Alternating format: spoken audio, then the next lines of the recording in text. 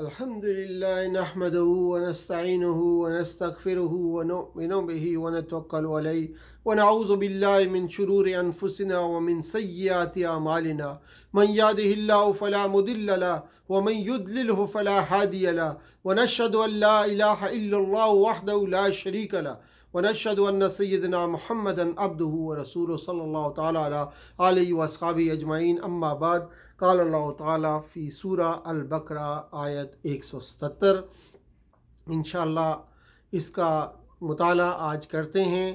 ارشاد باری تعالیٰ ہے، اعوذ باللہ من الشیطان الرجیم، بسم اللہ الرحمن الرحیم۔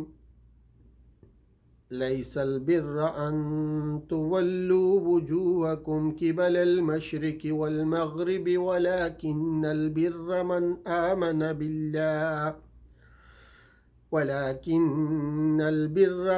آمن بالله واليوم الآخر والملائكة والكتاب والنبيين وآتى المال على حبه ذوي القربى واليتامى والمساكين وابن السبيل والسائلين وفي الرقاب وأقام الصلاة وآتى الزكاة والموفون بأهدهم إذا عاهدوا والصابرين في البأساء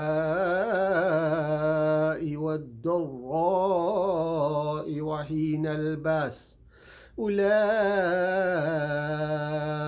الذين صدقوا وأولئك هم المتقون۔ رب اشرح لي صدري ويسر لي أمري واحلل عقدة من لساني يفقهوا قولي اللهم أرنا الحق حقا وارزقنا اتباعه وأرنا الباطل باطلا وارزقنا اجتنابه آمین یا رب العالمین۔ آج آیت البر اس کا مطالعہ ہے ہمارے سامنے، انشاءاللہ اس کو دیکھتے ہیں۔ اس آیت کو آیت البر کہتے ہیں۔ بر تمام اطاعتوں کا جامع نام ہے۔ اس سے پہلے توحید کا بیان گزر گیا، آگے توحید کے تقاضوں اور لوازمات کا بیان ہو رہا ہے۔ آیت کا پہلا حصہ تمہید ہے، جس کا مقصد یہ ہے کہ خدا کے ساتھ وفاداری کا حق مشرق یا مغرب کی طرف رخ کرنے سے ادا نہیں ہوگا۔ دین محض چند رسوم و رواج کا نام نہیں ہے۔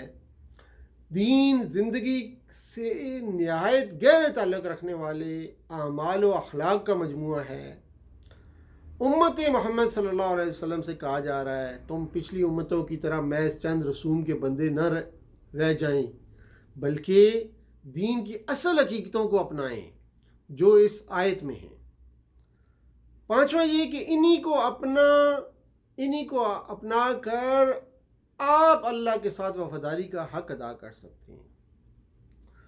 ان کے بغیر محبت و وفاداری کے دعوے بالکل بے بنیاد ہیں۔ یہاں مشرق و مغرب کی طرف منہ کرنے کو تو محض بطور تمثیل بیان کیا گیا ہے۔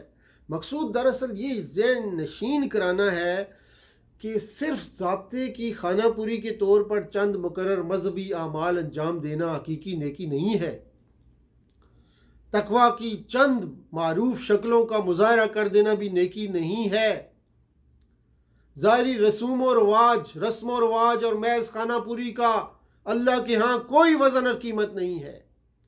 آیت کی تمہید میں اس امت کے لیے ایک تنبیہ ہے، فروعی باتوں میں الجھ کر اصل دین سے دستبردار نہ ہو جانا۔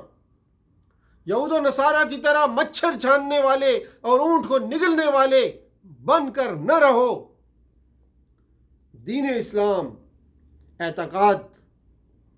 اعتقادات کا نام ہے، عبادات کا نام ہے، معاملات کا نام ہے، اخلاقیات کا نام ہے۔ یہاں تک سادہ طریقے سے اعتقادات اور عبادات کا بیان ہوا، پھر معاملات اور اخلاقیات کا ذکر اسلوب کو بدل کر کیا گیا۔ اس کے لیے ان دونوں چیزوں کا تعلق انسان کی سیرت و کردار سے ہے۔ چند ظاہری عقائد و عبادات کو نبھانے والے تو دین کے زوال اور انحطاط کے بعد بھی بے شمار نکل آتے ہیں، لیکن سیرت و کردار جو معزز دین ہے، اس کا اہتمام بڑے بڑوں کو بھی نہیں پایا جاتا۔ چونکہ امت محمد صلی اللہ علیہ وآلہ وسلم کی رہنمائی مقام بر اور اطاعت کی طرف کی جا رہی ہے، اس وجہ سے کردار کے پہلو پر خاص طور پر زور دیا گیا ہے۔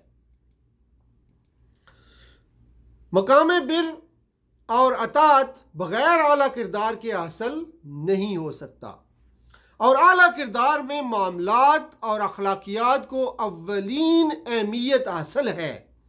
معلوم ہوا کہ تمام عقائد عبادات سے اصل مقصود اعلیٰ سیرت کردار کی تعمیر ہی ہے۔ جتنی بھی عبادات ہیں اس سے مقصود اعلیٰ سیرت و کردار کی تعمیر ہے۔ اعلیٰ سیرت و کردار کے بغیر تمام عقائد اور عبادات بالکل بے جان اور بے روح ہیں۔ اسی وجہ سے قرآن نے عقائد و عبادات کے ساتھ ساتھ ان کے عملی اثرات کی طرف ضرور توجہ دلائی ہے تاکہ ان سے غفلت نہ ہونے پائے۔ امتحان و آزمائش کا اصلی میدان سیرت و کردار ہی کا میدان ہے۔ انسان کا اصلی خزانہ مضبوط اور پاکیزہ سیرت ہی ہے۔ یہی چیز انسان کو انفرادی اور اجتماعی دونوں زندگیوں میں مقام بر اور تقوی پر سرفراز کرتی ہے۔ ضروری ہوا کہ مسلمان ہر قسم کی آزمائشوں اور ہر طرح کے فتنوں میں اپنے اس خزانہ کی حفاظت کے لیے چوکنا رہے۔ انہی صفات والوں کو اللہ کی طرف سے سچے مومن اور متقی ہونے کی منظوری دی جاتی ہے۔ اولئک الذین صدقوا واولئک هم المتقون۔ معلوم ہوا کہ جو لوگ محض چند خالی خولی ظاہر داریوں سے خدا کی وفاداری کا حق ادا کرتے ہیں، وہ نہ تو اپنے دعوی ایمان میں سچے ہیں، نہ وہ متقی ہیں۔ تو یہ آج کا سبق تھا جو کہ ہم نے ہمیشہ یاد رکھنا ہے۔ اسی پہ اکتفا کرتے ہیں۔ وآخر دعوانا ان الحمدللہ رب العالمین، وصلی اللہ تعالی علی خیر خلقہ محمد وعلی آلہ واصحابہ اجمعین برحمتک یا ارحم الراحمین۔ والسلام علیکم ورحمۃ اللہ وبرکاتہ۔